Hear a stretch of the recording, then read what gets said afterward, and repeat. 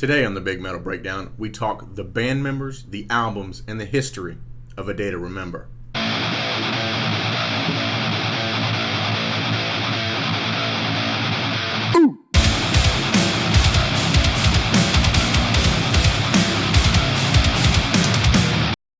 A Day to Remember, in my opinion, have revolutionized the sound of metalcore / pop punk / this weird pizza punk type, my friends are cooler than yours and my hometown sucks and so do you type of music. Their Spotify bio says about them, over the course of the past several years, each of A Day to Remember's releases have hit number one on Billboard's rock, indie / alternative charts. They've also sold more than 1 million units, racked up over 800 million Spotify streams and 500 million YouTube views. 2 gold-selling albums and singles, and sold out entire continental tours, including their own curated self-help festival. Amassing a global fan base whose members number in the millions, all of which explains why Rolling Stones called them an artist you need to know. In other words, their creative process has worked and worked well. Their self-help festival began on March 22nd, 2014 in San Bernardino, California. Jeremy and the other guys from the band says that the festival was created to represent the genre as a whole, the genre being metalcore, pop punk, I would say probably softer side of the metal genre, at least as far as we're talking Cannibal Corpse and Municipal Waste and things like that. Not quite that heavy. But the name Self-Help came from the idea that a lot of fans online have stated that the type of music that they listen to, being A Day to Remember, being Bring Me the Horizon, and different types of bands like that, all within that subgenre, their music and others alike have helped these kids through their rough times. And I know for me, getting to know A Day to Remember when I was younger, it allowed me to really dig deep into their discography, and it allowed me to, from the first time I experienced them in middle school, all the way from the Homesick album, and we'll talk about that in just a bit.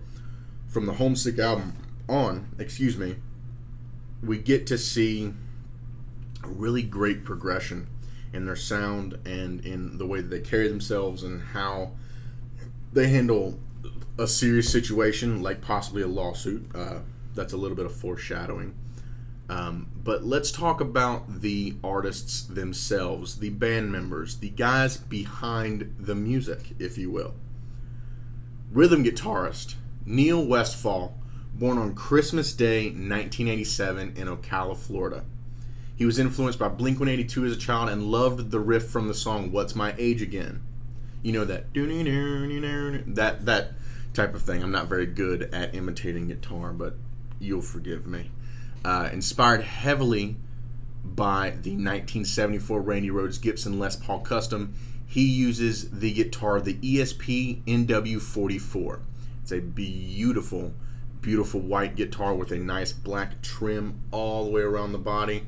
And as you guys can see here, if you were watching on YouTube, if you're not watching on YouTube, go ahead and check us out. It's the same format.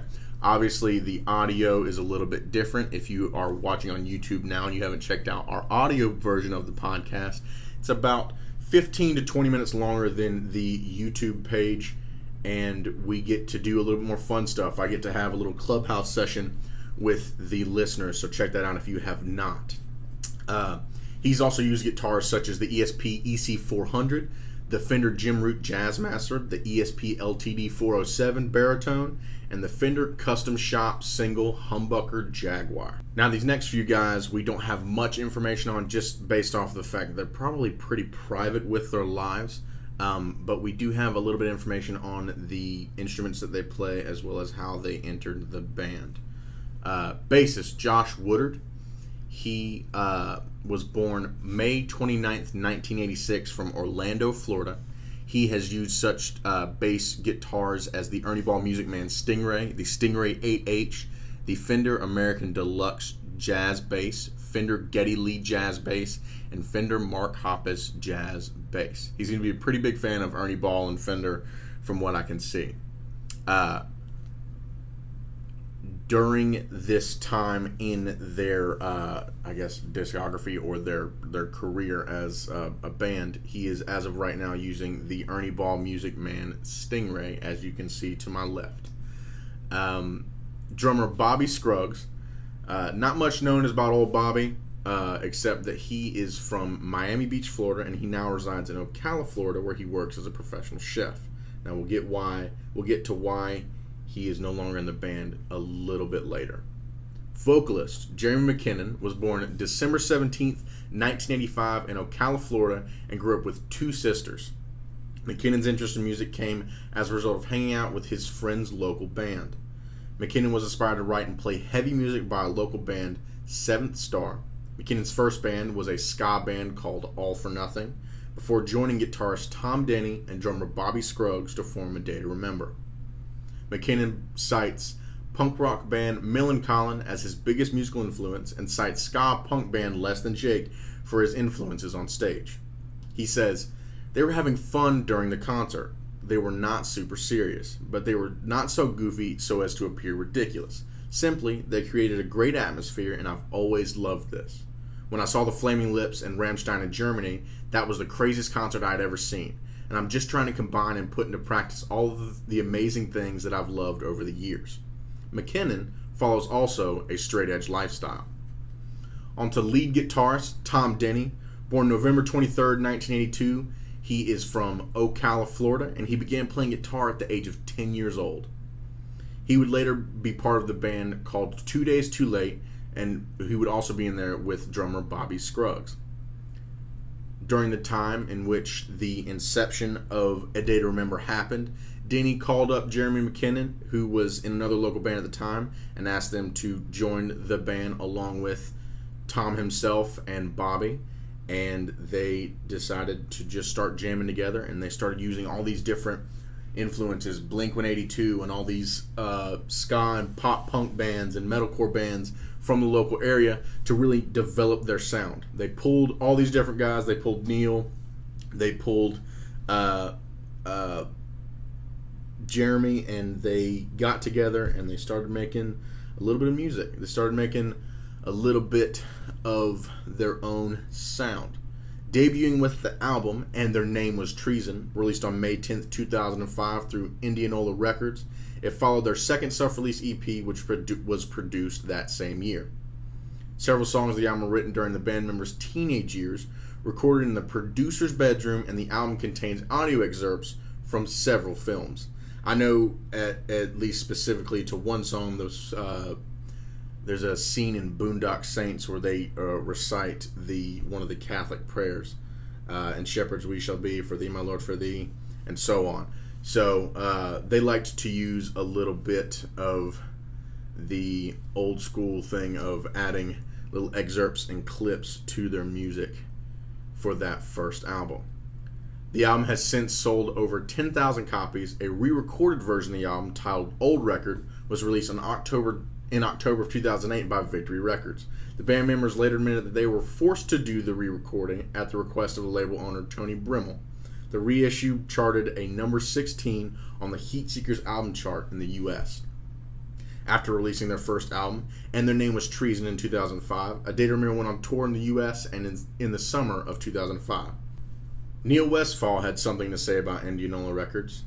He said, Indianola didn't have money to support a growing band. We wanted to find someone who could support us and be willing to do a video, like a recording budget, working with a producer, a studio we wanted to work with, whatever.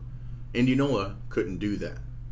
So Josh had a friend who put the band in contact with an employee at Victory Records who signed A Day to Remember in 2006 prior to release of their second album, For Those Who Have Heart. Woodard said, a friend of mine said he had the AIM screen name, and that he had the AIM screen name, the AIM screen name of someone at Victory Records. I didn't believe him, but I still started communicating with the guy. We'd IM'd back and forth for about 6 months. Now you got to think, those that may not know what IMing is, it's called instant messaging. It's something that used to happen much before direct messaging and text messaging was a thing. So he said, we IM'd back and forth for about 6 months, and they happened to be where we were playing, in a town outside of Chicago. It was our first time we'd ever played in Illinois, yet the 50 or 60 kids that were there were singing along to our tunes like they'd been fans all of their lives. Several of the album's songs appeared on the band's MySpace profile before the release of the band's newest album, For Those Who Have Heart, which was released January 22nd, 2007, and was their first album with Victory Records. For the album, the band had a lineup change, swapping drummer Bobby Scruggs for Alex Shellnut, born August 15th, 1990. When the band asked him to join and head out on tour, his response was, "Ask my mom," because at the time he was only 15 years old. Surprisingly, Miss Shellnut was cool with it, so A Day to Remember headed out on tour with their newest member. At 15 years old, he's out touring with a major band. Well, maybe not major at the time, but they were going out on a legitimate tour. When asked about his influence, he said, "Travis Barker would probably be the main guy since he made me want to start playing in the first place. His stamina is another level. His diversity in genres and styles blows my mind. Mark Castillo from Bury Your Dead was my main influence for double bass. I owe a lot of jamming along with the Cover Your Tracks album until I knew every kick hit. I also love watching gospel drummers like Aaron Spears, Stanley Randolph, and Tony Royster Jr. They know how to play groove that will make your head bounce. Aside from that, the drummers we get to tour with have influenced and taught me a lot along the way." Nowadays, Alex uses an SJC custom drum kit and accessories, as well as Remo hardware, Zildjian cymbals, and Vic Firth sticks. The music video for Since You've Been Gone, a cover of the popular Kelly Clarkson song, was released in July of 2007 after spending some time on the band's MySpace page.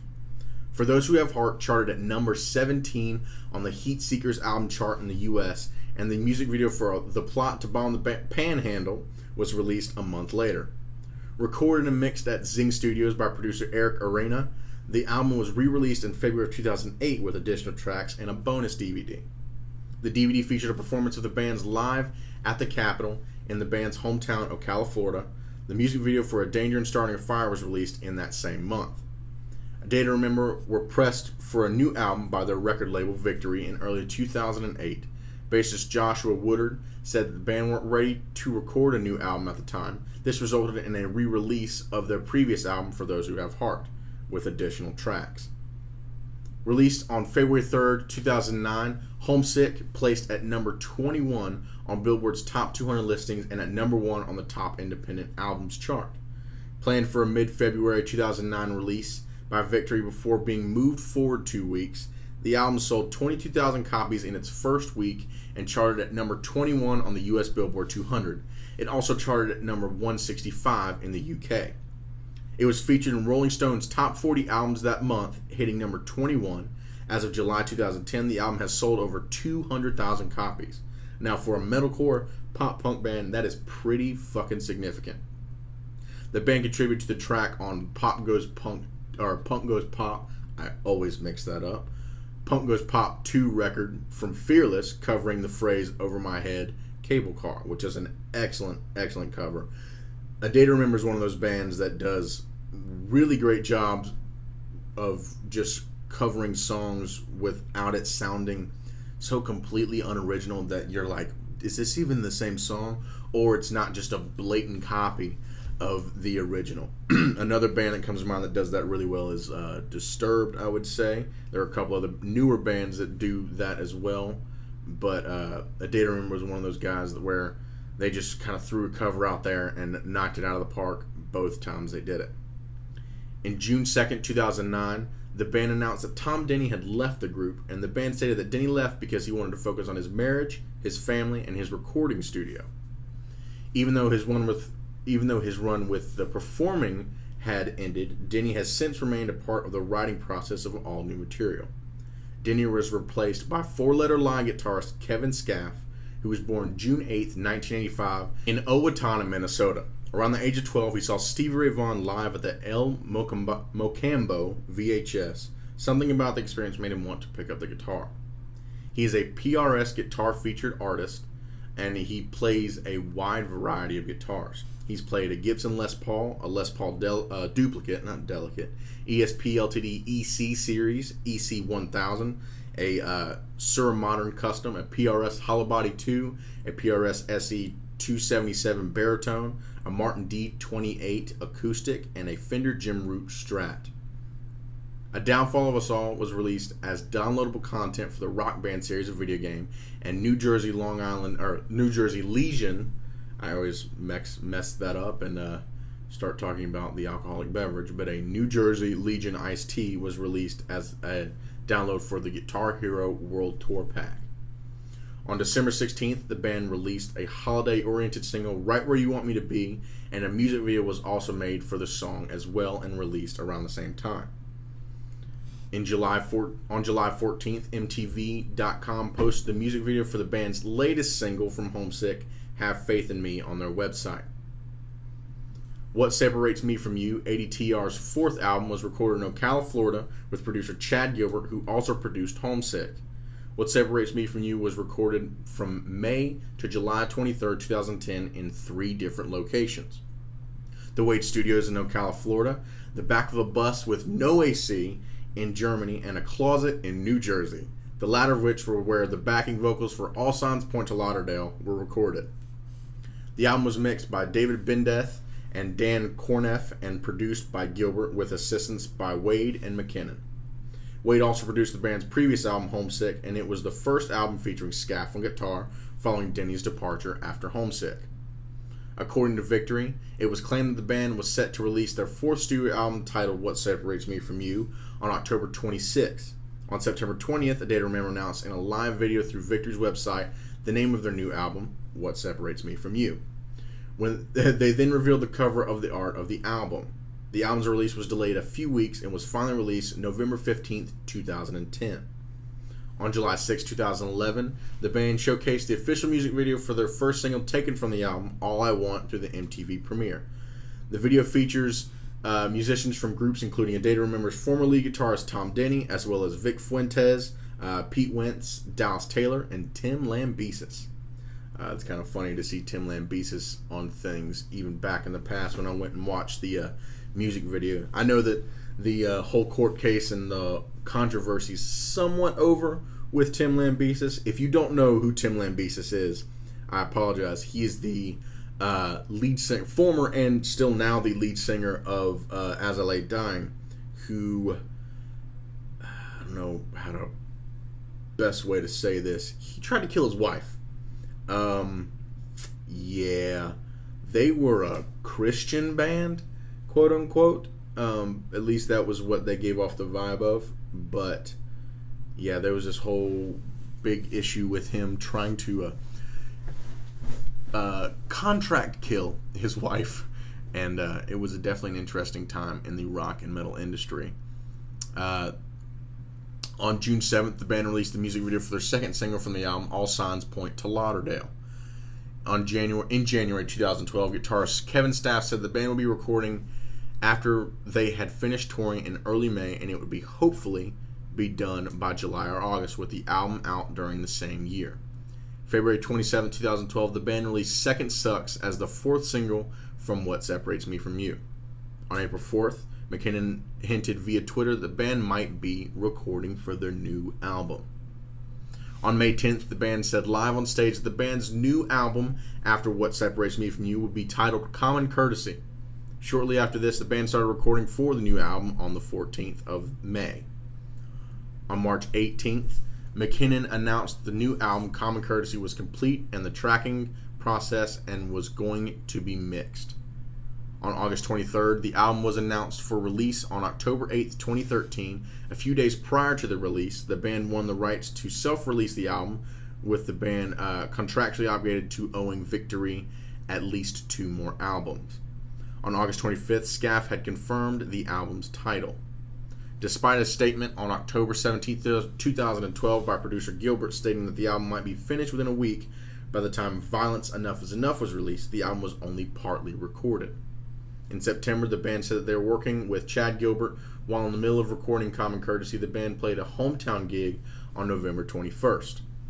December 21st, the band released the track Violence Enough Is Enough on their website, which was confirmed to appear on Common Courtesy.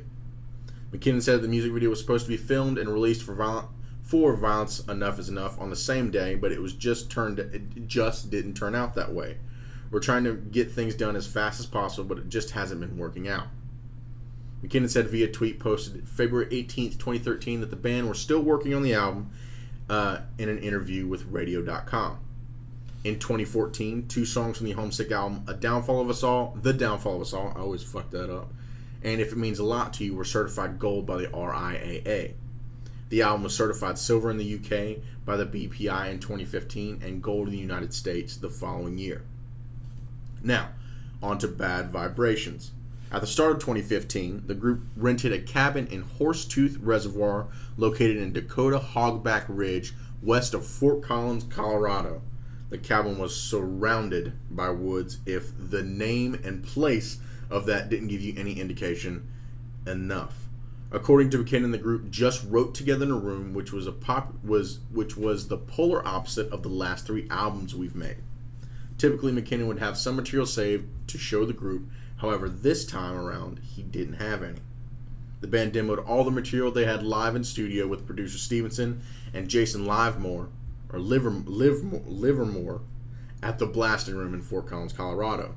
McKinnon spoke to Team Rock about his initial concern when preparing to record the album, stating that he was terrified and stuck in this weird high-stress mindset every day. Selecting the material to be recorded for Bad Vibrations, the group narrowed the number of songs down to those they loved the most regardless of genre. Previously, McKinnon would be a little bit more in control, having co-produced several of the band's past albums. However, for Bad Vibrations, he took a step back and let Stevenson be in control.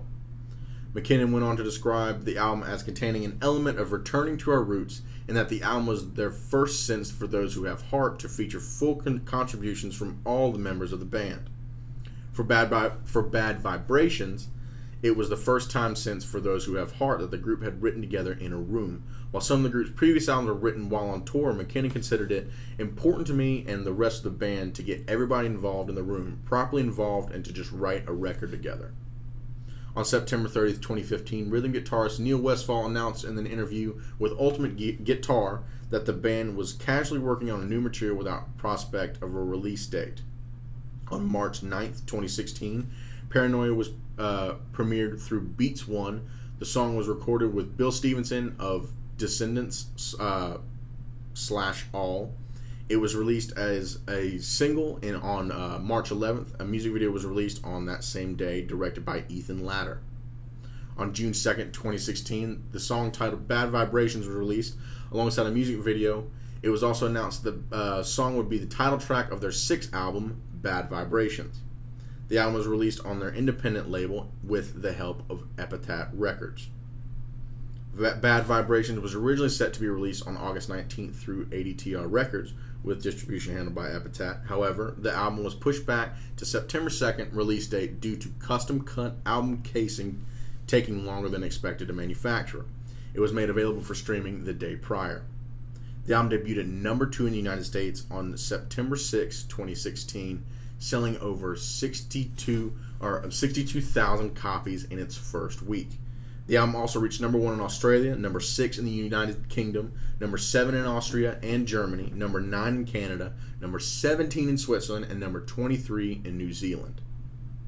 Now, on to the Triple Threat. Now, Triple Threat is a new thing that we are doing here. It is 3 weird or interesting facts that come from the artist, that come from the band members each week. Today's Triple Threat, we start with number 1. Jeremy McKinnon appeared on the show Pawn Stars. You know, that weird show with the bald dude and the fat greasy guy and his son, who for some reason his hair is slicked way too back, and then the old dude that passed away recently but was like old and crotchety. It was on History Channel. You know, it was pretty popular. The guy had a friend for everything. I got a guy. I'll call him. It'll be fine. Don't worry about it.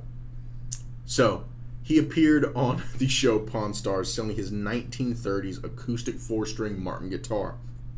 He wanted $5,000 for the rare guitar initially, but he ended up only getting about $2,500 for it. Really just because the guitar itself was beat to hell. It was missing the parts of the bridge. It was cracked and beat up. But the simple fact that it was a Martin guitar really made the difference in how much the guitar was actually worth, because Martin guitars were...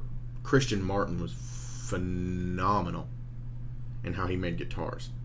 And the fact that he only got $2,500 for it kind of goes along with the whole theme of this show. Pawn Stars is a pawn shop. They have to make money, so therefore they have to downcharge fucking everybody when it comes to how much the things are actually worth. It's kind of like GameStop in that way. If you take a video game to GameStop, they're gonna screw you on your return. They're gonna screw you on your trade-in. We'll give you 50 cents for this Call of Duty game, but it's brand new. Yeah, but you see, there's a scuff on the case. Yeah, that's basically what it boils down to.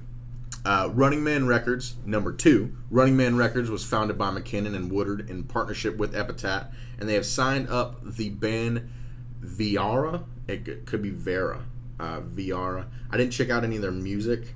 I need to do that, but as of right now, they only have one band signed to Running Man Records. I don't know if there's going to be any more.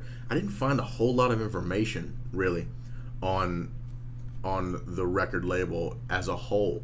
I think they might have a website, something like that, but as of right now, there's just that band. So I don't know how well it's doing. There wasn't a whole lot of information I could really find on the subject. Number 3. On December 15th, 2011, it was announced that A Day to Remember planned on pressing charges against their label, Victory, due to their breach of contract. Legal action had reportedly been initiated on May 31st of that year, with the band claiming Victory owed them over $75,000 in royalties. Victory had said that the lawsuit was actually about the band's refusal to fulfill their 5-album contractual commitment and their desire to move to a major label. A Day to Remember gave Alternative Press this statement. A Day to Remember would like to make it clear that they did not announce nor seek any attention regarding their ongoing suit with Victory Records. This information has been public record since May of 2011, and they have no intention of speaking publicly or disparagingly regarding their disagreement with Victory. A Day to Remember will continue to release music for their fans and are looking forward to touring in 2012. I think I gave you guys the correct date. Yeah, December 15, 2011.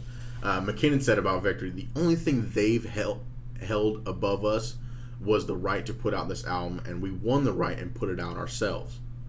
Now it can go to the jury, and good luck having a jury of random people agree to that 2 albums that were sold separately not count as an album. Good luck with that. The band self-released the album digitally on October 8th.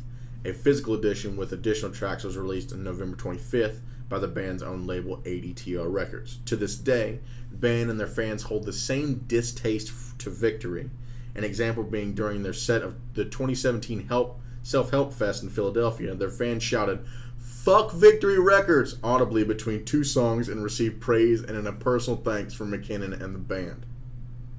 Now, as far as the album that we were talking about, it's actually Common Courtesy, and there's a lot of weird controversy around it, and based off of my research and the notes that I've found, Victory's really been screwing with them their entire career. As soon as they signed to Victory, Victory was just constantly screwing them. If you were around in the scene around that time, you knew that there was a lot of A Day to Remember merch. I mean, like an insane amount. And I'm not talking just Hot Topic shit. I'm talking in 2016, when I think I went to Warped Tour, they were selling A Day to Remember shit, and A Day to Remember wasn't even playing. I mean, it was just a matter of how much they were so overexposed in their merch department. So the fact that they were suing for $75,000 in royalties makes complete sense. And then because of all this controversy, and because they were held up in a lawsuit and all this stuff, they weren't allowed to release Common Courtesy until later, when they found out that only that part of the case was being handled and was allowed to take place. In that simple fact, we have to realize that this whole dichotomy between the record label and the artist and how they have to interact together is a very weird thing. And now, as we get into this whole thing of where album sales are lessening and streams are becoming more popular, and you can't really make much money off of streams, a lot of record labels are starting to do these 360 deals. If you've heard anything about these 360 deals, now record labels are starting to get sections and pieces and percentages of not only the record sales, but also your merch, your ticket sales, your public appearances, all this type of shit. So if you're in a band as of right now, do your best to avoid a record label. I know they can allow a lot of great opportunities, but the simple fact is that, like I hope to do, you can take this shit, self-produce it the best way you can, in hopes that people will see it and it will get bigger and grow and become this one big crazy thing. As of right now, they have their own record label, and they've been releasing off that record label since the Common Courtesy album.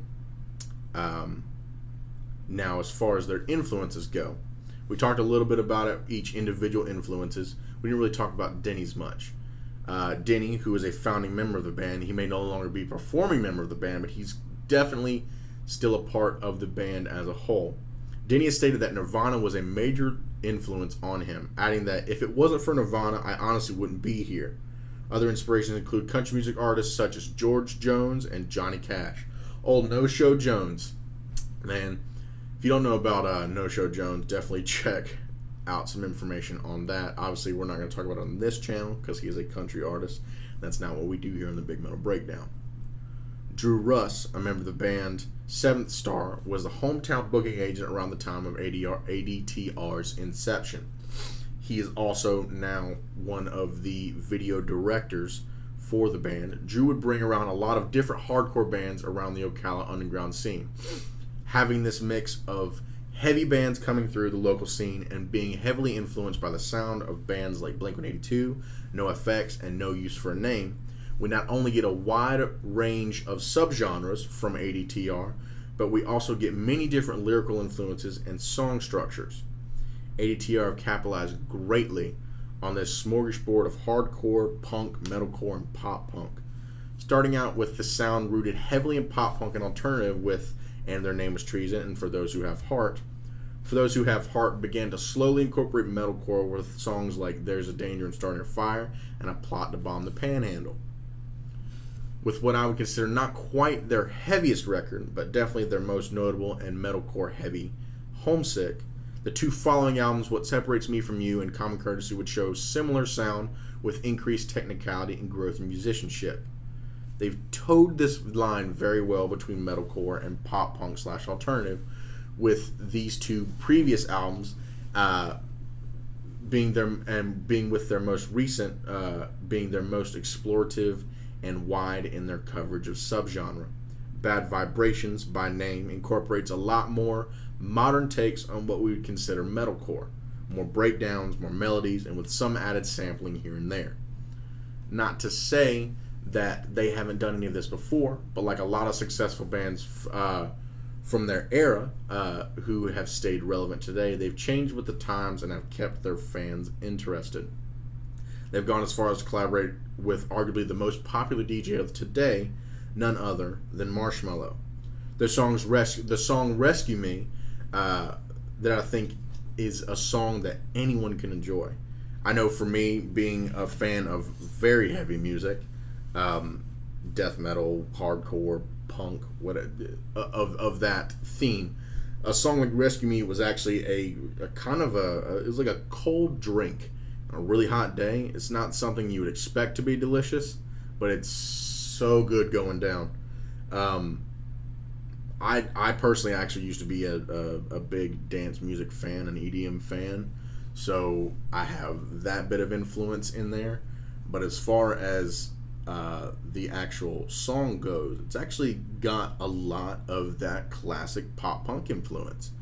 They kind of went back to their roots on that one and added it in to a very interesting updated song that you wouldn't expect to hear from the band alone. So allowing themselves to collaborate with Marshmello and put music out there they've allowed for people that are not used to their sound to get a little snippet of what they're all about. And just like we talked about last week on the audio versions podcast, check that out, shameless plug. Just like we talked about last week with Post Malone's new album with Ozzy, Marshmello has kind of allowed A Day to Remember to reach the ears of a lot more people because they released this song on his Joytime 3 album, the one that was just released. Interestingly enough, the band has also released a new song called Degenerates, and as of right now, that one is pretty excellent as well. That one is, I believe, more than likely just going to be a single for their most recent album that they plan to come out with. I would hope. We don't know a whole lot of information yet on that, but we'll see. We will see. We will see. Ladies and gentlemen, that was a quick history of A Day to Remember. I hope you enjoyed it. I know it was kind of jumbled and weird, but their story is a little jumbled and weird. There's a couple of guys from Ocala, Florida that have made a major impact through their festival circuits, through their music that they've played, through the people that they are. They've reached millions of people, millions of kids, millions of teenagers who've been going through rough times and through triumphs and tragedies and amazing and wonderful things. And A Day to Remember have been there for all of it. They've been there, at least I know for me, for a long time. My first experience with them, I believe I talked about it on last week's podcast. I was introduced to them by a friend in middle school, and slowly became a band that I would just repeatedly listen to. It was, okay, I'll check out this album, I'll check out this album. And then my first release with A Day to Remember was actually Common Courtesy. It was the first one that I got that I was actually interested in seeing when it was released. And from then on, it's just been, okay, what's their next one? Because I'm excited. Let's check out this new thing. So, interestingly enough, I'm really excited about this new Degenerates song, as well as their forthcoming album. Like I said, there's not much to be known as of right now about where or what the album is going to be about, and where it's coming from, or when it is happening. But we have hopes now that they will be coming to that soon. That was A Day to Remember. If you haven't checked us out on our website, check it out at thebigandtheanxious.com. You can also email us at thebigandtheanxious@gmail.com. And while you're on our website, check out the Anxious Analysis, as well as the Big and the Anxious original podcasts. We haven't done one in a while, but we got some old stuff back there. You can check out the backlogs. You can check out previous episodes of the Big Metal Breakdown, all in audio form. We have a couple here on YouTube that you can check out, as well as more videos coming. So hit that subscribe button. Hit that little bell right there beside it so that you know when a new episode is being released. But until then, guys, I will see you next week. And keep it between the headphones.